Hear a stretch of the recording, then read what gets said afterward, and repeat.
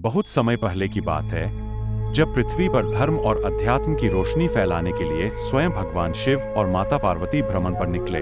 वे पर्वतों, जंगलों और नदियों के किनारों से होते हुए विभिन्न स्थानों पर गए, लेकिन एक स्थान पर पहुंचकर भगवान शिव रुक गए।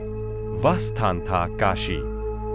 माता पार्वती ने मुस्कुराकर पूछा, स्वामी, आप यही क्यों रुक गए? शिव ने गंगा जी की ओर देखते हुए कहा, यह नगर केवल एक स्थान नहीं, यह तो मेरी आत्मा है। यहाँ हर कण में ब्रह्म ज्ञान है, हर घाट पर मोक्ष की सीढ़ी है।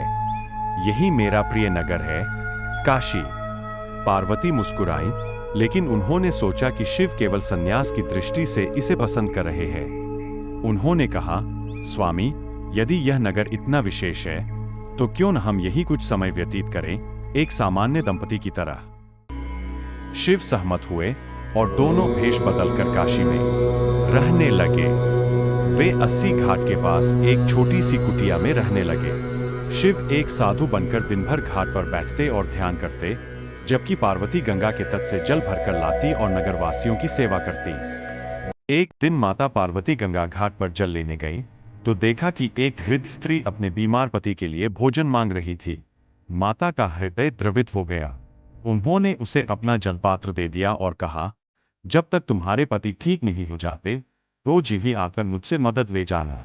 शिव ने यह सब देखा और मुस्कुराए।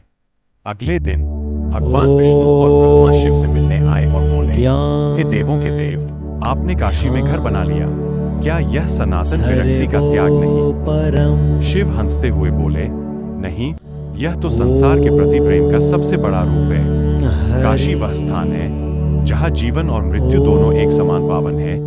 विष्णु बोले, तो फिर यह बताइए, क्या इस नगर में मोक्ष केवल पूजा पाठ से मिलेगा या सेवा से भी? शिव ने उत्तर दिया, मोक्ष का द्वार दोनों से खुलता है, लेकिन सेवा में जो समर्पण है वह पूजा से भी ऊंचा है। कुछ वर्षों बाद जब वे घाट छोड़कर कैलाश लौटने लगे, पार्वती ने एक बार फिर पीछे मुड़कर काशी को देखा और कहा, यह नगर अब मुझे भी प्रिय हो गया है, क्या हम इसे छोड़ पाएंगे?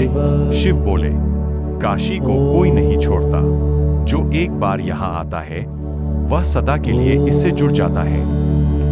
और उसी दिन से मान्यता है, भगवान शिव कभी काशी को नहीं छोड़ते। वे अब भी विश्वनाथ बनकर यहाँ निवास करते हैं और पार्वती अन्नपूर्णा बनकर हर भूखे को भोजन देती है।